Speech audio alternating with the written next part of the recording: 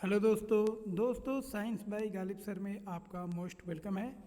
यहाँ पे हम लोग क्लास 7 का बिहार बोर्ड का जो 12 चैप्टर है अम्ल क्षार और लवण उससे संबंधित जो भी क्वेश्चन आंसर है उस सारे क्वेश्चन आंसर को करेंगे। तो अभ्यास में पहला दिया है रिक्त स्थान को पूर्ति कीजिए, रिक्त स्थान को भरना है। उसके बाद आपको मिलान करना है। फिर बहुत सारे क्वेश्चन यहाँ पे दिए गए हैं, उन सारे क्वेश्चन को हम लोग हल करते हैं। तो चलिए शुरुआत करते हैं और बहुत ही अच्छे से और आसान भाषा में इन सारे क्वेश्चन का उत्तर हम लोग देखते हैं। तो पहला क्वेश्चन आपको रिक्त स्थान को क्या करना है, भरना है। तो ये जो भी आप बोल्ड देख रहे हैं ये सब आपका रिक्त स्थान है और उसको यहाँ पे भरा जा चुका है। तो चलिए स्टार्ट करते हैं और देखते हैं क्या है। पहला क्वेश्चन है अम्ल नीले लिटमस पत्र को कर देता है। तो अम्ल जो होता है वो नीले लिटमस पेपर को क्या कर देता है, लाल कर देता है। 2 नंबर क्वेश्चन है अम्ल का स्वाद क्या होता है। अम्ल का स्वाद खट्टा होता है और क्षार का स्वाद होता है क्या होता है, कड़वा होता है। तो अम्ल खट्टा होता है जबकि क्षार जो होता है वो कड़वा होता है। 3 नंबर है उदासीनीकरण अभिक्रिया में लवण और पानी बनते हैं। ठीक है, तो यहाँ पे आपको 2 चीज़ भरना था। उदासीनीकरण अभिक्रिया में डैश और डैश बनते हैं। तो क्या बनते हैं, लवण और पानी बनते हैं। अगला है 4 नंबर हल्दी पत्र पर खरिया पाउडर घोल डालने से इसका रंग डैश हो जाता है। तो हल्दी पत्र पर जब खरिया पाउडर का घोल डालेंगे तो ये क्या हो जाएगा, लाल हो जाएगा। अगला क्वेश्चन है 5 नंबर नीला थोथा कॉपर सल्फेट एक डैश है। तो नीला थोथा जो है जिसको कॉपर सल्फेट बोलते हैं, इसका फॉर्मूला CuSO4.5H2O होता है। ठीक है, कॉपर सल्फेट पेंटाहाइड्रेट। तो यह क्या है, एक तरह का सॉल्ट है, एक तरह का ये लवण होता है। तो रिक्त स्थान को हम लोग कंप्लीट कर चुके हैं, आगे बढ़ते हैं। अब हम लोगों को दूसरा क्वेश्चन में मिलान करना है। ठीक है, कॉलम क को कॉलम ख से क्या करना है, मिलान करना है। तो देखिए यहाँ पे पहला कॉलम में दिया है फिनोप्थिलीन अंगूर कली चूना, ठीक है, लाल चींटी वाटर कलर। और कॉलम ख में फॉर्मिक अम्ल उदासीन सूचक टॉटरिक अम्ल और क्षार मिलान करना है। तो देखिए फिनोप्थिलीन क्या है, इस सब में देखिएगा तो एक एक करके मिलान कभी भी ऊपर से शुरुआत नहीं कीजिएगा, जो पहले आएगा पहले उसको मिला दीजिए। ठीक है, तो लाल चींटी में क्या होता है, लाल चींटी में फॉर्मिक अम्ल होता है तो 4 का ए हो जाएगा। अंगूर में क्या होता है, टॉटरिक अम्ल होता है। कली चूना क्या है, कली चूना क्षार होता है, बेस होता है। ठीक है, और फिनोप्थिलीन क्या है, यह एक सूचक होता है। और वाटर कलर जो होता है वो क्या होता है, वो उदासीन होता है, न्यूट्रल होता है। तो बी का यहाँ पे 5 से मिला दीजिए। तो इस तरह 1 का सी हो जाएगा सूचक, 2 का अंगूर जो होगा उसमें टॉटरिक अम्ल होता है, डी हो जाएगा। 3 का ई हो जाएगा, कली चूना क्षार होता है। और लाल चींटी में फॉर्मिक अम्ल होता है, ए हो जाएगा। और वाटर कलर क्या होता है, उदासीन होता है, तो बी ऑप्शन इसका हो जाएगा। आगे बढ़ते हैं। अब हम लोगों को यहाँ पे अंतर बताना है। क्वेश्चन है आपका, प्रश्न है, क्या प्रश्न है, अम्लों और क्षारों में क्या अंतर होता है आपको बताना है। तो देखिए अम्ल और क्षार क्या क्या होते हैं। पहला हम लोग अंतर देखेंगे स्वाद के अनुसार। तो अम्ल का स्वाद खट्टा होता है जबकि क्षार का स्वाद कड़वा होता है। अम्ल नीले लिटमस को लाल कर देता है जबकि क्षार लाल लिटमस को नीला कर देता है। उसके बाद लिखेंगे अम्ल का पीएच जो होता है 7 से कम होता है जबकि क्षार का पीएच 7 से अधिक होता है। उसके बाद उदाहरण लिखेंगे, जैसे अम्ल में नींबू का रस हो गया, सिरका हो गया, ठीक है, ये सब आपका उदाहरण अम्ल का हो गया। क्षार का उदाहरण आप लिख सकते हैं, साबुन लिख सकते हैं, बेकिंग सोडा लिख सकते हैं, ये सब उदाहरण हो गया क्षार का। तो यहाँ पे हम लोग अंतर देख लिए। अगला क्वेश्चन देखते हैं। अगला क्वेश्चन है, प्रश्न है एक प्रयोगशाला में शिक्षक ने अम्ल और क्षार के 1-1 लीटर विलयन बनाकर रखे हैं। ठीक है, एक प्रयोगशाला में एक शिक्षक ने 1 लीटर अम्ल और 1 लीटर क्षार लिया। अम्ल के विलयन की 10 बूंदों से क्षार की 10 बूंदों को उदासीनीकरण होता था। ठीक है, अम्ल के 10 बूंद और क्षार के 10 बूंद मिलाने पर उनका न्यूट्रलाइजेशन हो जाता था, उदासीनीकरण हो जाता था। ठीक है, गलती से दोनों में से एक विलयन में पानी गिर गया। अब दोनों में से एक और क्या है, क्षार है, एक और क्या है आपका, एक और आपका एसिड है, अम्ल है। अब दोनों में से एक में पानी गिर गया। ठीक है, जब फिर उदासीनीकरण किया गया तो अम्ल की 10 बूंदों के लिए क्षार की 15 बूंदें लगी। अब किसी में पानी गिर गया तो पहले 10 बूंद अम्ल लगता था तो 10 बूंद क्षार। अब पानी गिरने के बाद क्या हुआ, उदासीनीकरण करने के लिए 10 बूंद अब क्षार की जरूरत है, तो 15 बूंद आपको क्या लग रहा है, अम्ल लग रहा है, मतलब अम्ल अब ज़्यादा लग रहा है। ठीक है, बताए कि पानी किस घोल में गिर गया था और कितना पानी गिरा था। अब आपको बताना है पानी किस में गिरा था और कितना गिरा था। ठीक है, तो देखिए शुरुआत में क्या है, हम लोग देख चुके हैं 10 बूंद क्षार के 10 बूंद अम्ल के उदासीनीकरण हो रहा है। ठीक है, लेकिन बाद में अम्ल की 10 बूंदों को उदासीन करने के लिए क्षार की 15 बूंदें लग रही हैं। ठीक है, बाद में क्या हुआ, आपका जो अम्ल था 10 बूंद था, लेकिन अब क्षार जो है 15 बूंद लग रहा है। इसका मतलब 5 बूंद अधिक लग रहा है, कौन, क्षार। इसका मतलब पानी जो है किस में गिरा है, क्षार में गिरा है। इसका मतलब क्षार के घोल में पानी गिर गया है, जिससे इसका मजबूती जो है, क्षारीयता जो है वो कम हो गया है, जिससे वो पतला हो गया। पतला हो गया मतलब उसका क्षारीयता कम हो गया, क्योंकि पानी का मात्रा बढ़ गया। इस कारण अम्ल की 10 बूंदों के उदासीनीकरण के लिए अब क्षार की अधिक मात्रा की आवश्यकता पड़ रही है। ठीक है, अब पानी की मात्रा को सही से कैलकुलेट नहीं कर पाएंगे। ठीक है, लेकिन इसे हम ये कह सकते हैं जो पानी किस में गिरा है, एग्जैक्ट आप नहीं बता सकते हैं कि कितना पानी उसमें गिरा है। ठीक है, अगला क्वेश्चन है क्वेश्चन नंबर 5, ऐसा क्यों होता है। 4 क्वेश्चन है जिसमें आपको बताना है ऐसा क्यों होता है। तो पहला क्वेश्चन है 5वां का, जब आप अति अम्लता से पीड़ित होते हैं तो प्रति अम्ल की गोली लेते हैं। तो देखिए जब हमें एसिडिटी हो जाता है, मतलब अति अम्लता हो जाता है, तो हम लोग प्रति अम्ल की गोली लेते हैं। जैसे हम लोग इनो पीते हैं या बेकिंग सोडा लेते हैं। क्यों लेते हैं भाई, तो देखिए प्रति अम्ल की गोली में क्या होता है, बेस होता है। ठीक है, और यह दुश्मन होता है किसका, अम्ल का। तो पेट में अगर अधिक अम्ल हो जाता है, जैसे ज़्यादा खा लिए, मसालेदार खा लिए, तो पेट में अधिक अम्ल निकलेगा उसको पचाने के लिए, लेकिन वो अम्ल क्या करेगा, हमको हानि करेगा। ठीक है, तो उस अम्ल जो अधिक हो गया है उसको न्यूट्रलाइज करने के लिए, उदासीन करने के लिए हमको बेस लेना पड़ेगा, और सब बेस खा नहीं सकते हैं। ठीक है, तो वैसा बेस जो अम्ल को क्या करेगा, पेट में जो अम्ल है उसको उदासीन कर देगा, उसको हम लोग एंटाएसिड बोलते हैं। ठीक है, तो एंटाएसिड क्या होता है, एक बेस होता है, एक क्षार होता है जो उदासीन कर देता है किसको, अम्ल को। तो वही यहाँ पे लिखे हैं, प्रति अम्ल की गोली में बेस होता है, क्षार होता है जो पेट में अधिक अम्ल को उदासीन कर देता है, और इससे हमें क्या मिलती है, राहत मिलती है। अगला क्वेश्चन है, जब चींटी काटती है तो त्वचा पर केलामीन का विलयन लगाया जाता है। देखिए जब चींटी काट लेगा तो चींटी काटने पर क्या होता है भाई, तो जब चींटी काटता है तो उससे एक एसिड निकलता है जिसको हम लोग फॉर्मिक एसिड बोलते हैं। फॉर्मिक एसिड क्या करता है, जैसे ही अंदर जाता है तो हमें क्या करता है, दर्द देता है। ठीक है, अब इसका इलाज क्या है, एसिड का इलाज क्या है, अम्ल का इलाज क्या है, बेस। तो उस पर हम लोग केलामाइन बेस लगाते हैं। केलामाइन जैसे लगाते हैं तो वो जो अम्ल गया है चींटी के डंक के द्वारा हमारे शरीर में, वो क्या हो जाता है, वो उदासीन हो जाता है, और इससे हमें क्या मिलता है, दर्द कम हो जाता है, हमें राहत मिलती है। ठीक है, तो याद रखिएगा ये दोनों क्वेश्चन में सेम ही जवाब है, मतलब जवाब एक ही तरह का है।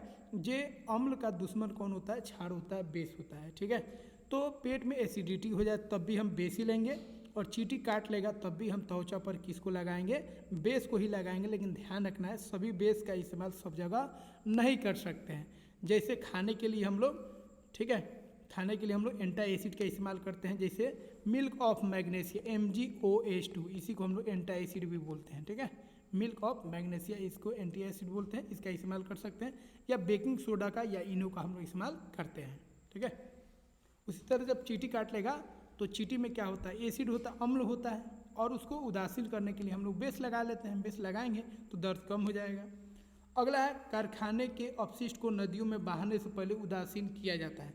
तो देखिए कारखाना से जो भी अपशिष्ट निकल रहा है, जो भी कचरा निकल रहा है, वो अम्लीय भी हो सकता है और क्षारीय भी हो सकता है। अम्लीय और क्षारीय दोनों जब जाएगा, पानी के अंदर जाएगा, अम्लीय पदार्थ जाए तब या क्षारीय पदार्थ जाए तब, दोनों क्या करेगा, जल को दूषित कर देगा, और उस जल में जो भी जीव जंतु हैं उनका जीना वहाँ पे क्या हो जाएगा, मुश्किल हो जाएगा। इसलिए हम लोग अगर अम्लीय पदार्थ है तो उसको उदासीन कर देते हैं बेस मिलाकर, और क्षारीय पदार्थ है अगर तो उसको अम्ल मिलाकर उसे उदासीन कर देते हैं, ताकि ये पानी में जाए तो जल जीव जंतु जो भी हैं उसको यह नुकसान नहीं करे। तो यहाँ पे लिखे हैं कारखानों के अपशिष्ट में अम्लीय या क्षारीय पदार्थ हो सकते हैं जो नदियों के जल और जीवों को हानि पहुँचा सकते हैं, इसीलिए इसे उदासीन करके छोड़ा जाता है। तो जो भी छात्र, जो भी शिक्षक और जो भी मित्र देख रहे हैं, आपको मैं बता दूं, इसे हम आसान भाषा में बनाए हैं जिससे क्लास 7 के बच्चे से को अच्छे से समझ में आए और वो आसानी से इन शब्दों को समझकर अपने से लिख सके। ठीक है। अगला क्वेश्चन है ताजमहल की सुंदरता नष्ट होती जा रही है। तो देखिए ताजमहल की सुंदरता नष्ट होने के पीछे जो है वो अम्लीय वर्षा है। तो देखिए उसके आसपास पहले, अब तो नहीं, अब तो एक बाउंड्री के अंदर कोई भी वहाँ पे इंडस्ट्रीज नहीं लगाना है, लेकिन पहले आसपास बहुत सारे उद्योग से, और उद्योग से नाइट्रोजन डाइऑक्साइड और सल्फर डाइऑक्साइड गैस निकलता है जो आसमान में जाता है, ऊपर जाता है, और वह जब बारिश होता है तो बारिश के साथ मिलकर वो क्या करता है, अम्लीय वर्षा बना लेता है जिसको एसिड रेन बोलते हैं। और उस एसिड रेन में क्या होता है, याद रखिएगा, सल्फ्यूरिक एसिड और नाइट्रिक एसिड होता है, जिसमें अधिकतर मात्रा किसका होता है, सल्फ्यूरिक एसिड का होता है। ठीक है। तो प्रदूषण के कारण ताजमहल पर अम्लीय वर्षा होती है, जिससे संगमरमर जो होता है, संगमरमर का फॉर्मूला क्या होता है, CaCO3। ये जो होता है ये आपका क्या होता है, बेस होता है, और ये बेस एसिड के साथ रिएक्शन करके अपना रूप बदल लेता है, इसीलिए वो मार्बल खराब हो जाएगा, जिससे संगमरमर का क्षरण होता है और उसकी सुंदरता क्या होती है, नष्ट हो जाती है। ठीक है। अगला क्वेश्चन है क्वेश्चन नंबर 6, उदासीनीकरण की प्रक्रिया को 2 उदाहरण देते हुए समझाइए। तो उदासीनीकरण क्या है, इस पे बार बार हम लोग बोले। उदासीनीकरण का सिंपल मतलब हो गया जब एसिड और बेस मिलेगा उस रिएक्शन को उदासीनीकरण बोलेंगे। क्यों बोलेंगे, तो देखिए एसिड और बेस जब मिलता है तो दोनों एक दूसरे का दुश्मन होता है। एसिड बेस को खा जाएगा और बेस एसिड को खा जाएगा, खाने का मतलब हो गया उसके गुण को हटा देगा। तो एसिड और बेस मिलकर एक ऐसा पदार्थ बनाता है जो उदासीन होता है, जो न्यूट्रल होता है। तो एसिड और बेस जब भी मिलेगा तो सॉल्ट और वाटर बनाएगा, वाटर भी न्यूट्रल होता है, सॉल्ट भी न्यूट्रल होता है, इसीलिए एसिड और बेस जब मिलता है तो उसको हम लोग उस रिएक्शन को उदासीनीकरण बोलते हैं। तो यह वह प्रक्रिया है जिसमें अम्ल और क्षार मिलकर उदासीन लवण और जल बनाते हैं। अब इसका इस्तेमाल ऊपर आपको बता चुके हैं, पेट की अम्लता को कम करने के लिए प्रति अम्ल का उपयोग करते हैं। प्रति अम्ल क्या होता है, बेस होता है, तो बेस हो गया और ये एसिड हो गया, दोनों रिएक्शन कर दिया, उदासीन हो गया।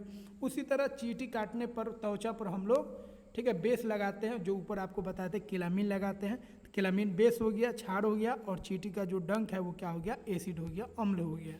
ठीक है। अगला क्वेश्चन है 3 बोतलों में, एक बोतल में अम्ल है, क्षार है और उदासीन विलयन दिए गए हैं, परंतु इन बोतलों पर विलयन का नाम नहीं लिखा गया है। एक में अम्ल है, क्षार है और एक में उदासीन है, लेकिन नाम नहीं लिखा गया है कि किस में अम्ल है, किस में क्षार है और किस में उदासीन है। ठीक है। हल्दी पत्र द्वारा विलयन की पहचान कैसे करेंगे, तो हल्दी हम डालकर उसमें हम कैसे जानेंगे कि कौन अम्ल है, क्षार है और उदासीन है। तो देखिए सबसे पहले हम लोग जानते हैं हल्दी कैसा सूचक होता है। तो देखिए हल्दी एक ऐसा सूचक होता है जो क्षार के संपर्क में, क्षार में रखेंगे तो लाल हो जाता है, जबकि अम्ल और उदासीन विलयन में रखेंगे तो उस पर कोई फर्क नहीं पड़ेगा। तो हल्दी क्या होता है, पीला होता है। तो अगर हम उसको बेस में रखेंगे, क्षार में रखेंगे तो वो लाल हो जाएगा, लेकिन एसिड में रखेंगे तो वही कलर का रहेगा। ठीक है। तो सब में रखेंगे, जिसमें लाल होगा तो हम समझ जाएंगे क्षार है, और जिसमें लाल नहीं होगा हम बोलेंगे वो क्या है, अम्ल है या उदासीन है। हल्दी पत्र का रंग लाल होने पर वो क्षार है, और रंग में बदलाव न होने पर वह जो विलयन होगा या तो उदासीन विलयन होगा या तो अम्लीय विलयन होगा। अगला क्वेश्चन है क्वेश्चन नंबर 8। क्वेश्चन नंबर 8 कह रहा है क्या आसूत जल अम्लीय या क्षारीय उदासीन होता है, क्या आप इसकी पुष्टि कैसे करेंगे। तो देखिए आसूत जल जो होता है डिस्टिल वाटर, जिसको हम बैटरी में डालते हैं, बहुत जगह इसका इस्तेमाल होता है। डिस्टिल वाटर जो होता है याद रखिएगा, यह जो होता है प्योर वाटर होता है, जैसे बारिश का पानी हो गया, ठीक है, और डिस्टिल वाटर सेम ही हो गया। तो जो डिस्टिल वाटर, जैसे पानी को हम गर्म कर रहा, भाप बना रहे हैं, वो डिस्टिल वाटर हो गया। डिस्टिल वाटर मतलब पानी गर्म किए, भाप जो बना उसको अगर आप रोक लेते हैं तो वो डिस्टिल वाटर हो गया, जैसे बारिश का पानी हो गया। ये प्योर वाटर होता है। ठीक है। लेकिन जो हम लोग पानी पीते हैं वो खनिज जल होता है, मतलब उसको मिनरल वाटर बोलते हैं। उसमें बहुत सारा मिनरल होता है, सोडियम पोटेशियम बहुत सारा चीज़ होता है जो हमारे पेट के लिए, हमारे पाचन के लिए बहुत ही ज़रूरी होता है। तो डिस्टिल वाटर अगर हम पीते हैं तो हानि नहीं करेगा, लेकिन इससे कोई फ़ायदा नहीं मिलेगा। तो डिस्टिल वाटर क्या होता है, आसुत जल जो होता है ये उदासीन होता है, लेकिन ये जो हम लोग पानी पी रहे हैं ये उदासीन नहीं होता है, ये बेसिक एसिडिक हो सकता है। ये डिपेंड करेगा पानी में आपका कितना मिनरल है। लेकिन डिस्टिल वाटर की बात करेंगे, प्योर वाटर की बात करेंगे, तो वो क्या होगा, वो उदासीन होगा, वो न्यूट्रल होगा। इसकी पुष्टि हम लोग कैसे करेंगे, तो लिटमस पेपर को डालेंगे, एक बार लाल लिटमस को डालेंगे और एक बार नीला लिटमस को डालेंगे, ठीक है, और देखेंगे दोनों में कोई फ़र्क नहीं पड़ेगा तो हम कह देंगे जी देखिए ये आसुत जल जो है ना ही अम्लीय है ना ही क्षारीय है, ये क्या है, उदासीन है, ठीक है। तो आसुत जल उदासीन होता है। इसकी पुष्टि लिटमस कागज से की जा सकती है। इसमें लाल या नीले लिटमस कागज का रंग नहीं बदलता है, जो इसकी उदासीनता दर्शाता है। अगला क्वेश्चन है क्वेश्चन नंबर 9, लास्ट क्वेश्चन है, नीले लिटमस पत्र को एक विलयन में डुबोया गया है। तो देखिए नीला जो लिटमस है उसको एक विलयन में डुबोया गया है और यह नीला ही रहता है, मतलब इसमें कोई बदलाव नहीं हो रहा है। तो विलयन की प्रकृति क्या है समझाइए। तो देखिए नीला लिटमस क्या होता है, नीला लिटमस जो होता है एक सूचक होता है जिसको अगर बेस में डालेंगे तो कोई फर्क नहीं पड़ेगा, लेकिन अगर इसको हम एसिड में डालेंगे तो ये क्या हो जाएगा, लाल हो जाएगा। तो यहाँ पे देखिए नीला ही रह रहा है, इसका मतलब जो विलयन में हम लोग डाले हैं वो विलयन कैसा है, वो विलयन क्षारीय विलयन है, तभी तो इसका रंग नहीं बदला है, ठीक है। तो यदि नीले लिटमस पत्र को एक विलयन में डुबाया गया और यह नीला ही रहता है तो इसका मतलब है कि विलयन क्षारीय या उदासीन है। उदासीन भी हो सकता है, कहीं उदासीन में भी कोई फर्क नहीं पड़ता है। तो क्षारीय या उदासीन है तभी नीला लिटमस पत्र को डालिएगा तो उस पर कोई फर्क नहीं पड़ेगा, उसके रंग में कोई बदलाव नहीं आएगा। लेकिन जैसे ही उसको अम्ल में डालेंगे तो उसका रंग लाल हो जाएगा, ठीक है। तो क्षारीय या उदासीन है क्योंकि अम्ल में यह लाल हो जाता है, ठीक है। तो इस तरह हम पहचान सकते हैं। तो जो भी छात्र, शिक्षक, जो भी मित्र देख रहे हैं, आशा करते हैं यह वीडियो आपको अच्छा लगा होगा और आप इसका PDF भी डाउनलोड कर सकते हैं। तो क्लास 7 का लगभग सभी चैप्टर्स आपका कंप्लीट है, उसके बाद 6 और 8 का भी मिल जाएगा।